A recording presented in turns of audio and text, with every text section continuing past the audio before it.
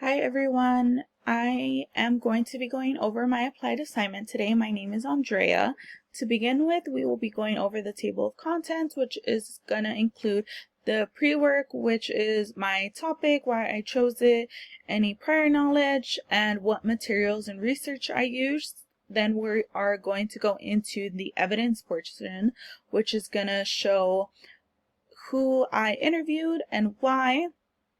Then we're going to go into new learning, which is going to be what I have learned and my connections. Then any continued inquiry, which is going to be new questions that I have about this after all my research.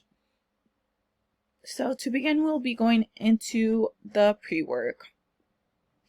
My topic that I chose was speech disabilities, and specifically pertaining to stuttering and how they can affect your daily life. I chose this topic because I have a younger brother that has a stuttering disability, and I thought it would be very interesting to do some more research around this topic. Some aspects of inclusion that I chose were parts of education and the school system, communities, and social services that are provided in the school setting. So again, how I explained, the interview was conducted with my little brother. His name is Oscar, and he is currently 17 years old. I chose him because he has had a speech impediment his whole life, since I can remember. And some background knowledge is that he had been in speech therapy since he was younger. I would say probably second or third grade, and he has faced some difficulties with biases as long as I can remember as well. So that is some of the prior knowledge that I have of this topic.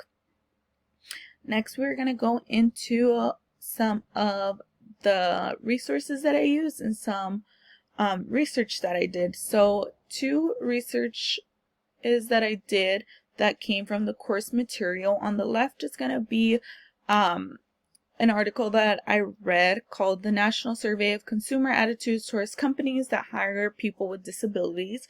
So kind of how the title explains, this talks about companies and how consumers' attitudes change how they want to hire people with disabilities. It spoke a lot about how the consumers' opinions play a big factor, as well as companies wanting to hire diversity because that is what the consumers want, and they like to support companies with diverse hiring procedures. So in this case, my little brother works for AMC, so I was very curious to hear about laws, and this went over that a little bit. On the right, it talked about why employers may not hire people with disabilities. So this went more over the law factor that I was talking about and what the law is regarding hiring people with disabilities. It showed the low employment rates of people that are working with disabilities, whether that be speech impediments, how my brother has, or intellectual disabilities, as well as like physical and all that. So it started by talking about all the stereotypes that people with disabilities may face, even if they do get hired and work in the workplace, and all the biases that may come with it, such as all the things they may have to deal with. So going into our next slide, it's going to be the research that I did on my own. So it's on the left side, it's going to be a small article on school-aged children's perception of a person who stutters. So it just talked about how they showed two different videos to school-age children, one with somebody who was talking fluently and another one with somebody who was talking non-fluent. So the video with the speaker that was fluent, the students had much more positive adjectives to share about that person rather than the other one, and it just really talked about how even school-age children have unconscious biases towards people who may not speak fluent. On the right side, it goes over workplace experiences of people who stutter. This one talked more about discrimination in multiple areas of the workplace, such as the customer portion, maybe having some discrimination towards somebody who has a stuttering issue, or the worker feeling alienated from their coworkers, and how it may cause difficulty in the workplace. Moving forward, I will talk a little bit about the evidence and how I pertain that. So going next, I am going to show on the right just this quick screen grab of the confirmation of me texting my little brother and asking him what time he was free. And then on the left, it's a little small, so I'll go over just a few questions that I went over with him during our interview. It was in person, but I did type it into a Google Notes just to make it easier and simpler to read. So we talked a little bit about like how did his school help him. He said he remembered in second grade he started going to speech therapy up until his early high school years. He said the speech therapy made him feel a lot more confident and nervous, but he did feel a little alienated while going to speech therapy when the rest of his classmates were in regular classes. He said he did feel the school was a little bit inclusive because he didn't really have too much of special treatment, as he would say, or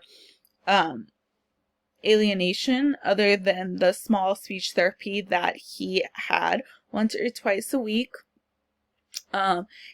He did say that he wishes the speech therapy was a little more often, or maybe some parts in his regular classroom, because it was hard to bring that to his everyday class. Going over his family support system, as in like me, my other brother, and my parents, he says that yes, he did feel supported, and as his family, he did feel like when anybody kind of like laughed at him or asked him why he stuttered, we stepped in and made sure he felt supported by that. But maybe we could have helped him out with the speech therapy portion, and maybe would have helped him feel less nervous when he was younger. Then we went in and talked about a little bit as how it evolved when he got older and now working in a workplace setting. So he thinks as he got older, it went away a little bit. The speech therapy helped as well as figuring out that when he got nervous, he stuttered a lot more, and when he felt more comfortable, he stuttered a lot less. He doesn't think it affects him much in his work life, since he does work at AMC part-time. He says he gets a little nervous with the guests, but they're mostly nice, and his coworkers are very nice to him, sorry. And there's nothing negative to say about his specific workplace. So going into the new learning, we'll start with inclusion. I wrote a little bit about mostly speech therapy, how it is a little inclusive, but not really, because it is separate from his regular classroom. So maybe providing some sort of speech therapy in his regular classroom would be a little more inclusive. And then about equity, I wrote a little bit how in the school setting, maybe they could have modified any school assignments. I know when he had to do a public presentation or public speaking, he would get extremely nervous. So maybe having a modified assignment would be more leaning towards equity, since he was still required to do all the regular assignments that anyone else did. And then going into accessibility, I talked a little bit about how some schools may not have accessibility, since most teachers do not have access to support at times. I know I have a friend who is a speech pathologist, and they get a little overwhelmed since they do have hundreds of kids on their workload when it's just one of them. So it's sometimes hard for the regular teacher to get in touch with them, as well as students' parents. So I think having access to more resources, or maybe having another speech pathologist in the school setting, will be better for them. And then wrapping it up with continued inquiry and any questions I had. So I guess something I want to know now is, I think, at least for my brother, the speech therapy and his school setting was very helpful and helped him out a lot. But I want to know how families can support those with speech impairments or disabilities in specific. I think we did a great job at helping him out, helping him become more nervous, but I'd love to know a little more of the factual side. So I'd love to spend more time researching about this topic. Yeah, so that is going to be all. Thank you for watching.